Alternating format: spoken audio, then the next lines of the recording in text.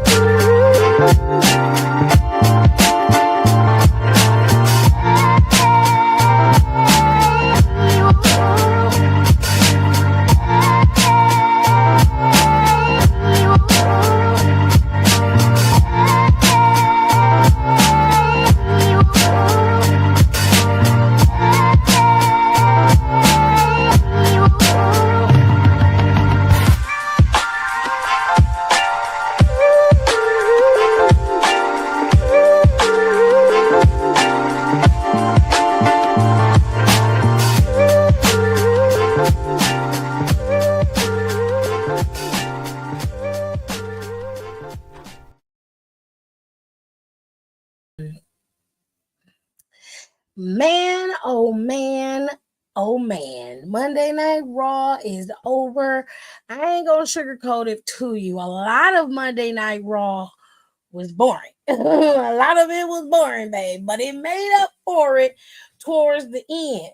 I'm gonna make sure I recap everything for y'all so y'all can get the whole tea, from my perspective and everything that went down.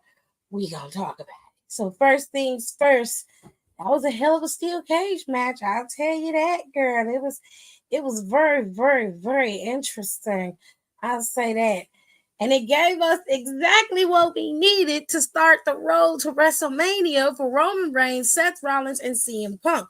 Because all three of these men are intertwined and intermingled with each other. And that story is going to take on a life of its own now that you've added in Paul Heyman. This is about to be a very interesting month and 10 days. Let's start off with the opener. Jey Uso opened up the show with Grayson Waller. They had their match. Wasn't a bad match. It was okay. It was nothing to write home about. The boys had their fight, We all watched, we all saw. And we enjoyed Jey Uso's win over Grayson Waller, okay? It was a well-deserved win. It was an earned win, okay? But afterwards, he suffered an attack via Gunther. And Gunther has vowed to make his life a living hell every week until WrestleMania. And that's exactly what he's been doing. He has been choking out Jey Uso for 2 weeks straight. Now, I don't know exactly what Jey Uso gonna do in return. I don't know, but he better do something because he better than me. He is better than me because I'd have been going after Gunther. Fuck this match and all this stupid shit. Fuck all that. I don't want to have no conversations about that. None whatsoever. I'm ready to fight. You know what I'm saying? Now,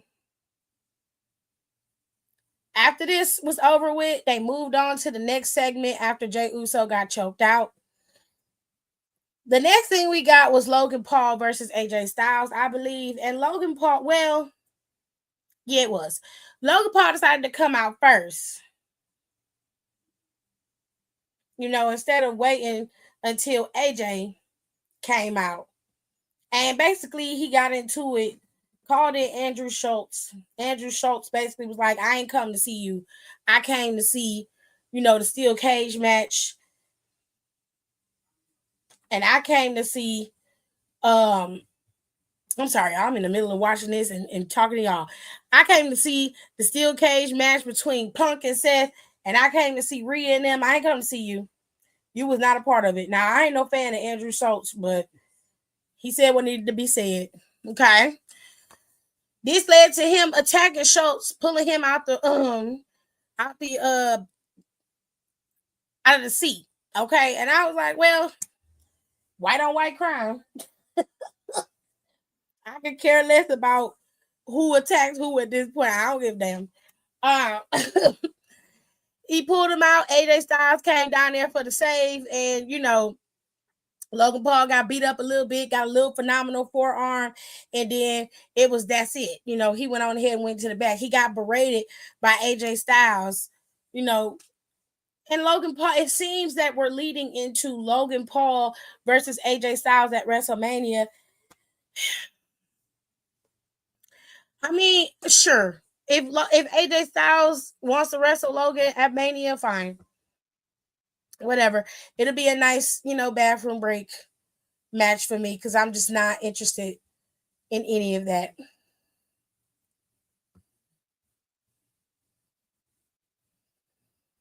I don't know if I'll ever go to the ring without some type of weapon if Gunther kept trying to choke me out. I mean, Gunther is choking him out every which way. Side note, I went to South Saturday for the first time. Okay. So we had that. There was a tag match before we get to the steel cage match. There was a tag match that happened between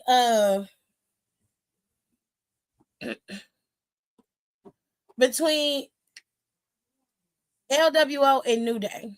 Y'all give me 1 second. Give me 1 second. Just 1 second. I shall return. Y'all go get something to drink. I'll be back. Still don't know my words. Still stressing perfection. Let you all in my mental. Got me looking too desperate. Damn, you ain't desire.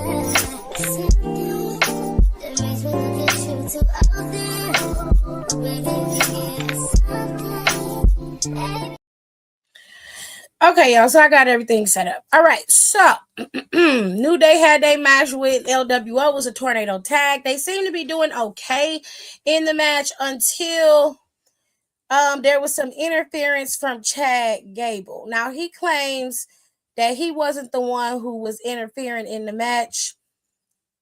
He's a liar is the best way to explain it. He had someone similar build to him, dressed up as him, with this American-made mask on. They caught him while he was standing there talking to Kathy, and he claims he didn't do it. Sure, whatever makes you happy. So we had that. We also had a match between Raquel and Bayley. Bayley decided to stake her claim at the Intercontinental Championship to go up against Lyra. And, well, Raquel didn't like it, so Adam decided to make a match. During this match, Liv got involved and so did Dom. It was very much copy, paste, and repeat all the other matches that they've had. I don't really understand why Raquel couldn't win this one on her own, why it had to be some interference from them in order for her to get this. I don't get it. But, I mean, just because you're a heel don't mean every match you in have to end like this, and I'm just tired. It's not fun to watch. It's very predictable. It's clear that this is what's going to happen. Bayley ended up getting laid out on the table, almost lost to a 10 count, but she ended up making it back in the ring only for Raquel to kick her in the face and then, slam her on the mat. And it was 1, 2, 3. There was only so much interference Raquel was going to be, or Bayley was going to be able to take. And, one was one of them. She just could not keep going, if that makes sense. Any whoosies, let's move on to the fun parts of Monday Night Raw. Okay, let's move into the fun, the mess, if you will. Okay, now Bianca and Ian Rio was fighting. The interview started with Io Sky. Okay, the interview started with Io. Io was out there being interviewed by Michael. She was saying how happy she was that she was champion and how it was a dream come true to be in Madison Square Garden as champion. And she said she was proud to represent WWE, the Raw brand, going into WrestleMania. And then Bianca was invited to come out. Bianca came out. She's still reeling from everything that has been happening to her this week. Anyway, Bianca was talking and she basically said, congratulations, Io, and I'm looking forward to our fight at WrestleMania. Despite what Rhea thinks, I was not cheering for neither for you or for her individually. I was cheering for both of y'all. And she said, I've already apologized to Rhea, but whether she wants to accept the apology or not, it's totally on her. Now, Rhea Ripley came out there. She came out there and she started going off. Okay, she was upset. She was upset, honey. Hello, Nicole. Hi. Hello to the latecomers. How y'all doing? I'm telling y'all, Raw wasn't a really big show to really go right home about until the very end. Okay, so it's going to be a short live, honey. For once, hello, T. Harris. Hello.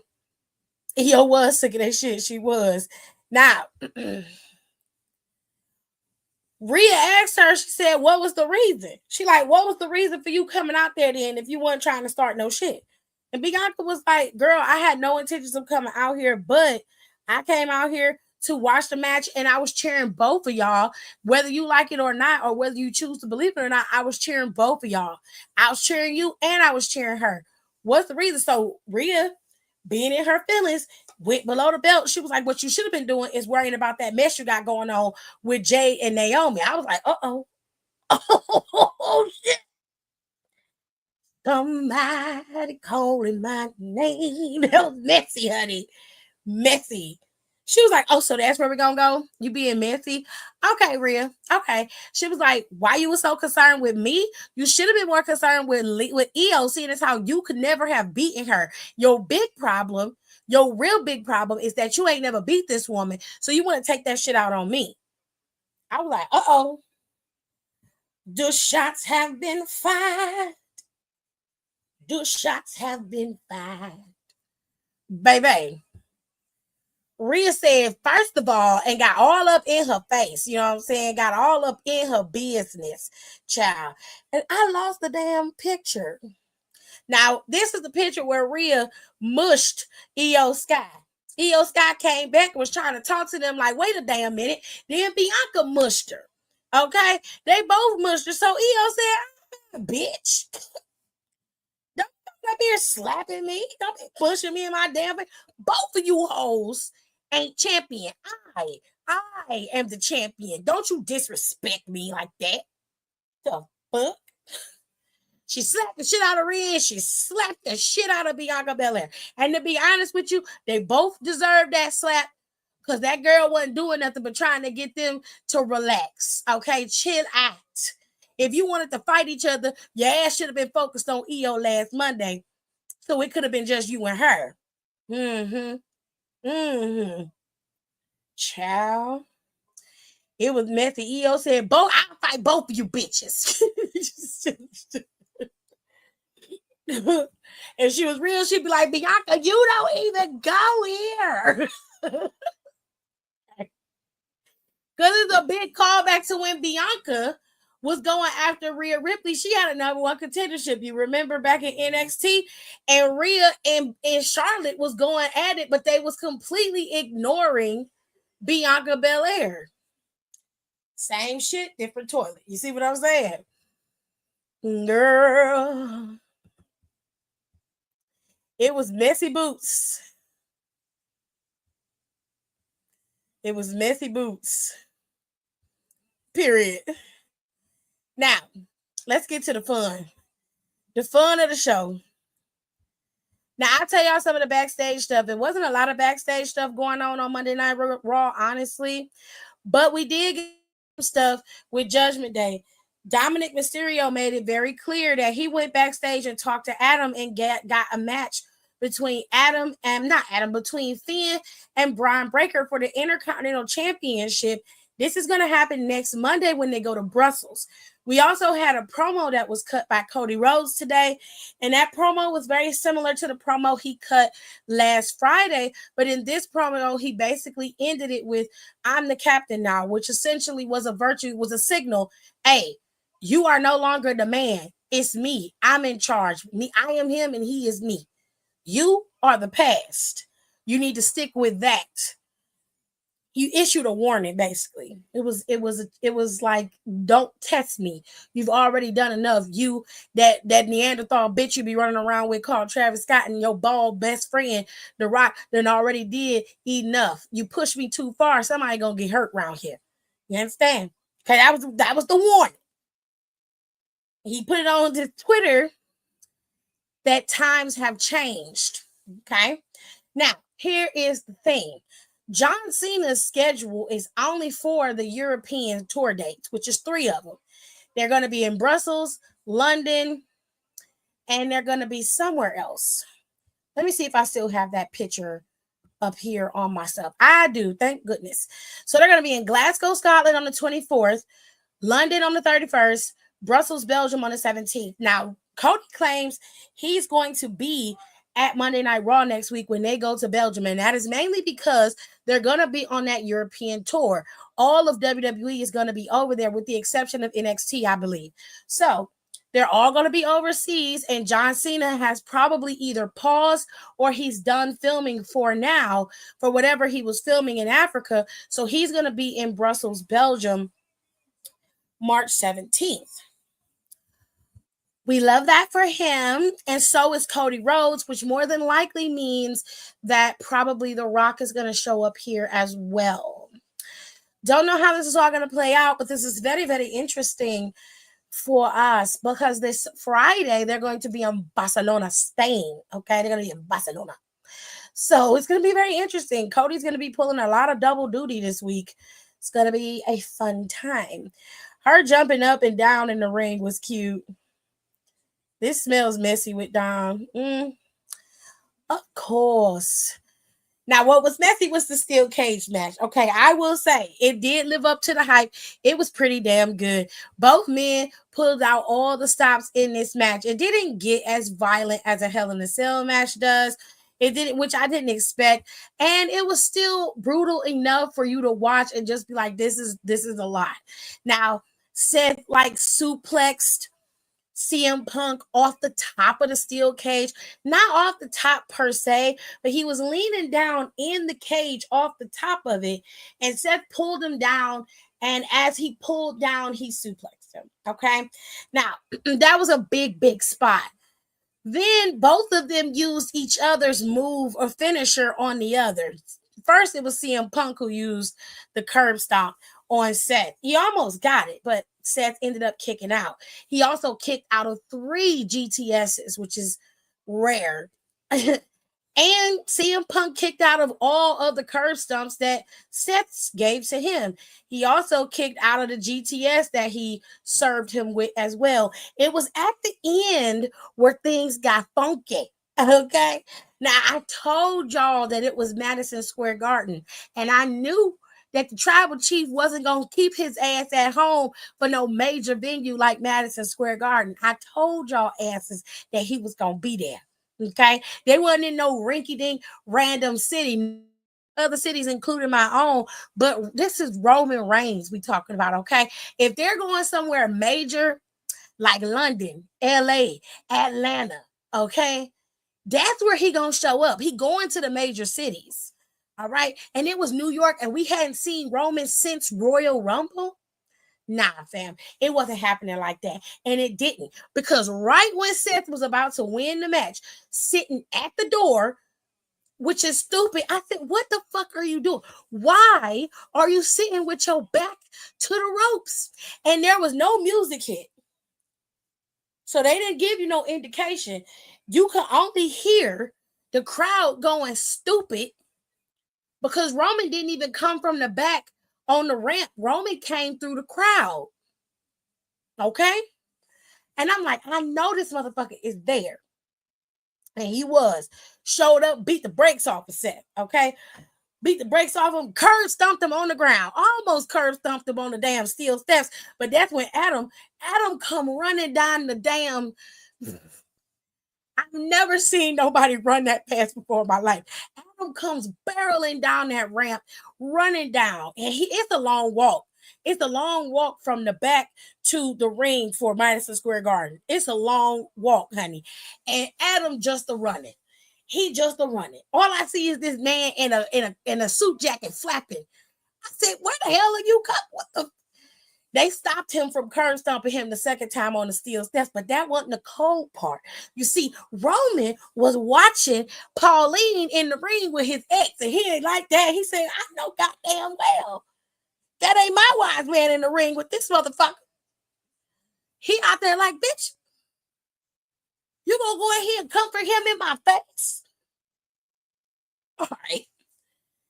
Roman got his ass in there and whooped CM Punk's ass too. Pauline was just in there just praying and loving on CM Punk. It's going to be all right. You're going to be okay. You're going to survive. You'll be fine. And as soon as he told him he was fine, boom, a fucking hurricane came in by the name of the tribal chief, just whipping his ass, honey. I said, child, if they didn't set this up perfect, I know something. Okay, now, if they already done made it so that the tribal chief didn't attack both of them, right? Ain't be that the favor that he's gonna call in on Pauline is gonna be in the match. He don't need to. They've already set up the match. So y'all tell me in the comments what y'all think the favor actually gonna be, because it's gotta be something dastardly. Like, I want you to be in my corner for our match. You feel what I'm saying? It's gonna be something ignorant. It ain't gonna be that. It's gonna be stank, Jerry. It's gonna be stank, but it's not gonna be him in the corner. it's probably gonna be something like, I want you to proceed as normal. Would you make sure I win this fucking match? I don't know about that. Even Phil wants his own honor. You owe me. Yeah, but even Phil has honor. There's honor amongst thieves. Seth. We ain't talking about Seth. Child. When I tell you that this was a good way, this was a perfect segue to them fighting it out for the next couple of weeks. You don't have to have Roman involved all the way, or Seth and CM Punk. You can make it so they cut in vignettes. You know, you can have CM Punk pop up on SmackDown. Seth can show up on SmackDown, start some shit. You know, then Nick and Adam gonna have to put their heads together and come up with a big match for those three to fight it out. And it need to be a triple threat. So if you're gonna have the women's triple threat on one night, then Seth and CM Punk and Roman got to be on another night. They can't all be on the same night, which is more than likely the way it's going to go. But yeah, child, it's about to be ignorant. Could be Paul and Punk doing one last ride together for one more match. That's what I just said. I literally just said that. Literally. Any whoosies. So next week, you got a pretty stacked match for them. They're going to Brussels, Belgium. Intercontinental Championship match between Bron Breakker and Finn Balor. You have a showdown possibly between Rhodes and Cena. These two are supposed to be under the same roof. Everybody speculating that Cena gonna go bald. I bet you got a block ass head too when he go bald. That's gonna be funny.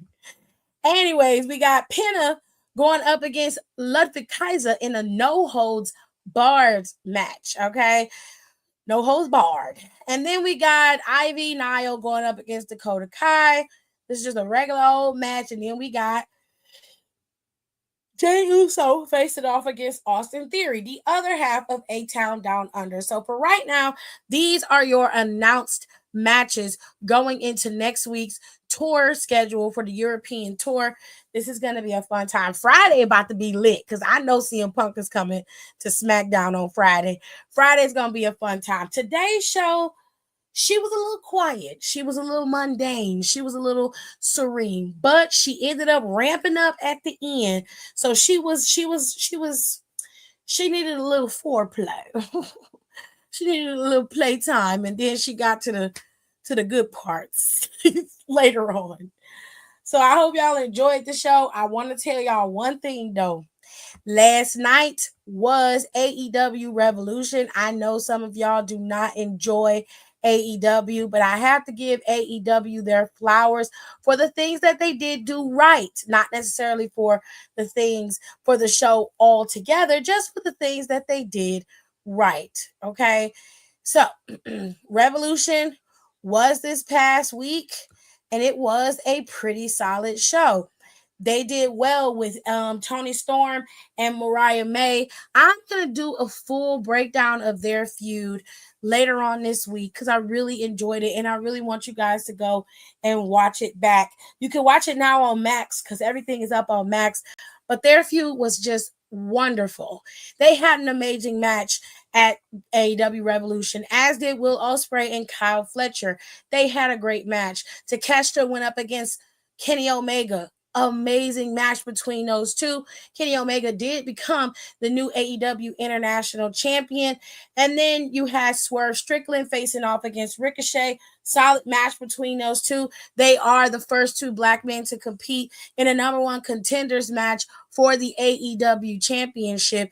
And Swerve Strickland regained another shot at the AEW title, and he is going after Moxley, who retained at AEW Revolution. There was a lot more going on at AEW Revolution, but to be honest with you, I didn't watch it all, and I didn't get to see everything. I only can talk about what I saw. So I hope you guys enjoy. Make sure you come back and follow me over on our podcast channel. We did go over AEW. We went over the hot topics like the fight or the alleged fight between Jade Cargill and Shayna Baszler. We talked about Carmella. We talked about it all. So if you want the deets and you want to hear what the girls and I were talking about last week, go on over to a YouTube. You're on YouTube now. Go on over to Down for the Count and go check it out. You can listen to us talk about it live. And we usually go live every week between Tuesday and Thursday. We go live. Sometimes we go live on Saturdays if necessary. So love you guys. And I'll see you guys on Wednesday when we do Freestyle Wednesday. And we'll talk about everything that went down with Roadblock, because Roadblock is this week over there on NXT. There are a few matches set for Roadblock. You've got Roxanne Perez facing off against Jordynne Grace. This is their second match against each other. The first one, Roxanne Perez did beat Jordynne Grace. We'll see how she fares in this second match. Then you have Obafemi facing off against this clown. Obafemi better win is the only thing I can say to y'all. I don't care for Moose, never will, never have. And then we've got the tag team titles. From my understanding, Hardy's titles are the titles that are on the line, not Fraxium's. They will challenge for the Hardy Boys Championships at Roadblock tomorrow. And we have a street fight between Javon Evans and Ethan Page. And lastly, we have the big kahuna. Julia, the NXT Women's Champion, will fight or face off against Stephanie Vaquer, the NXT North American Champion, Women's North American Champion. She will face off against Julia, title for title, champion versus champion. Whoever wins takes all the gold. All right. And I'm sure there'll be much more happening at Roadblock. And all of this is going to happen at NXT in Madison Square Garden. So I hope you guys are watching. I hope you guys enjoy. I'll see you guys Wednesday and we'll talk all about it. Bye-bye now. Bye. Thanks for tuning in. Don't forget to rate, comment, and subscribe for more wrestling content. Check out our merch and consider becoming a member for exclusive perks, special emojis, and members-only content.